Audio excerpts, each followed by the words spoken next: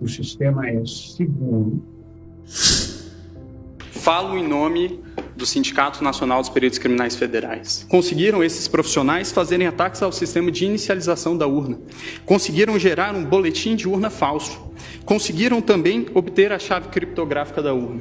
Conseguiram ainda, e o que é mais grave, recuperar a ordem do RDV, que é o Registro Digital do Voto, e é o que garante o sigilo do voto, que existe ainda a possibilidade de fraude interna. O Brasil, excelentíssimos ministros, é o último país que ainda adota o sistema DRE sem impressão do registro. Países que em algum momento já adotaram o sistema que hoje adotamos, já o abandonaram. A título de exemplo, Alemanha, Bélgica, Holanda, Irlanda, Inglaterra, Rússia, Índia, Estados Unidos, Canadá e México. Eu não tenho dúvidas em quem acreditar. Chega a ser bizarro. Nossa tecnologia é dos anos 90. Todos os países no mundo já aperfeiçoaram por causa de fraude. Mas só o nosso TSE consegue garantir a inviolabilidade das urnas. É mágico isso. Os peritos também não sabem nada, só os ministros sabem. Não é à toa que nosso STF só tem tomado decisões políticas e não jurídicas. Para terem uma ideia, segundo a internet, este ministro era advogado do terrorista César Battisti, antes de ser escolhido pelo PT. Use a internet a seu favor, prefira as opiniões técnicas do que as políticas. Estas possuem interesses pessoais e não sociais.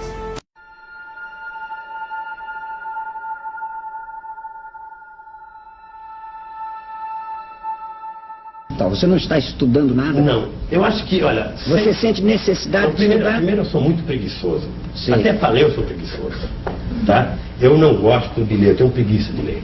Pelo hábito, isso é questão de hábito.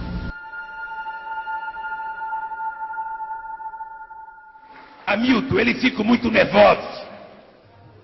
Ficam dizendo, o Lula pensa que é ele que descobriu o Brasil. Se eu existisse na época, teria descoberto mesmo. É que eu não existia. Como eu fui oposição há muito tempo, eu cansei de viajar ao mundo falando mal do Brasil, gente. Era bonito a gente viajar ao mundo e falar, no Brasil tem 30 milhões de crianças de rua, no Brasil tem 30 milhões... A gente nem sabia, tem não sei quantos milhões de abortos, era tudo clandestino, mas a gente ia citando números, sabe? Se o cara perguntasse a fonte, a gente não tinha, mas a gente ia citando números. Eu não esqueço nunca, eu estava debatendo, o Roberto Marinho e o Jaime Lerner em Paris.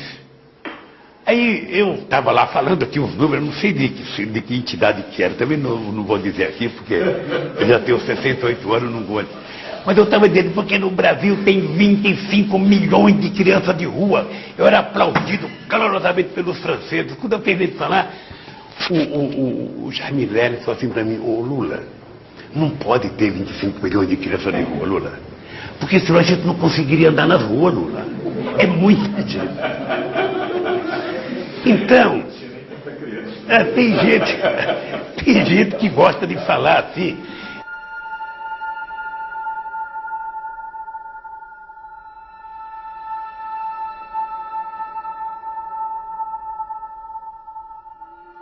O que eu digo do Lula é que ele é muito mais esperto do que vocês supõem. Mesmo a imprensa. Esperto em que sentido, professor? Em que sentido? No sentido de que o Lula não tem caráter. É forte. O Lula não tem caráter.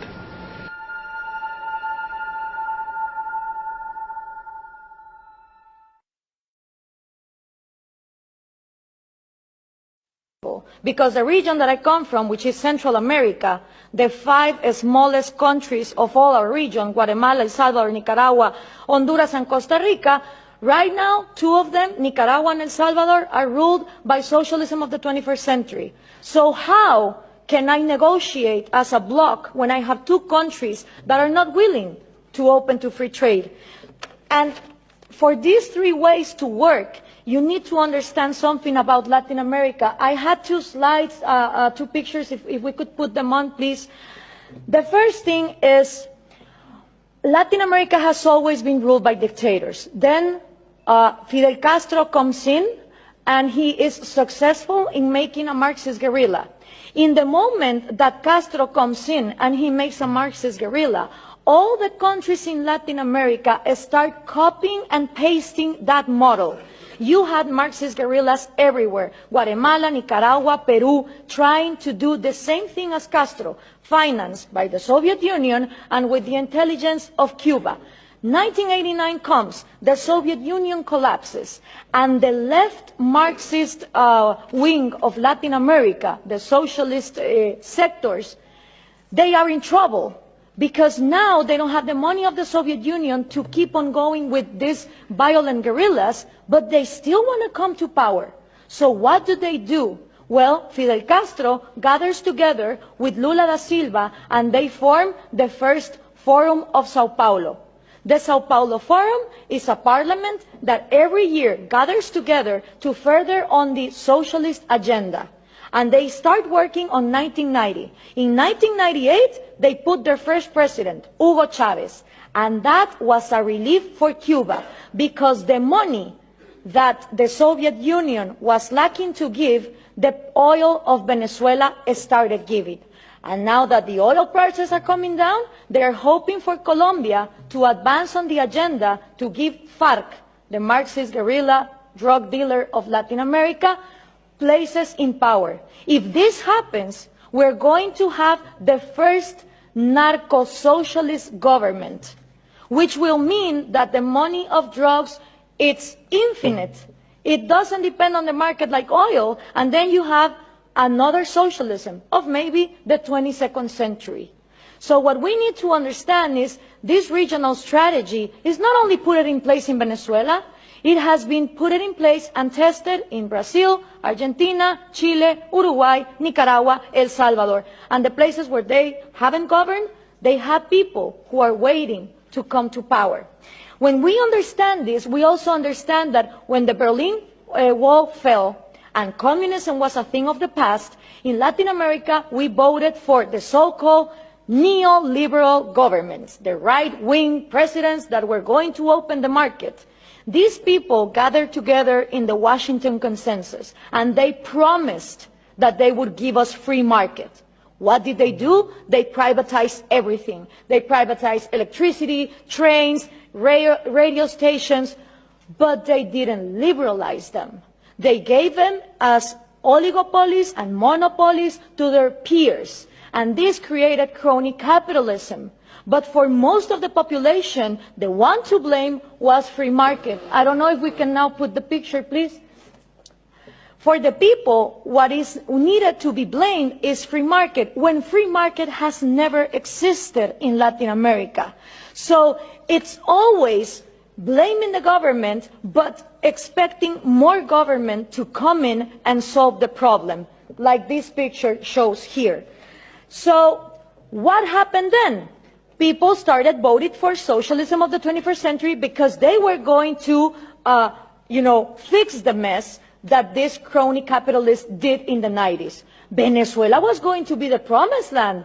Caracas was going to be the New York City of Latin America. So what happened?